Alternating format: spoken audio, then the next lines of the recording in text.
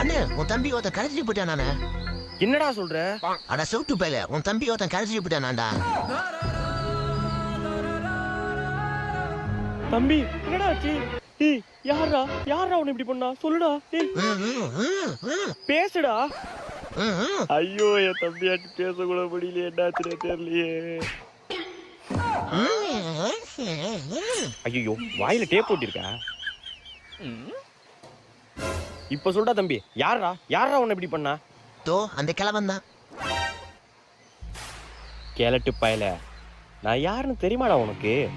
உனக்கு வார்னிங் தரேன், 3 என்றதுக்குள்ள ஓடிடு. 1 2 3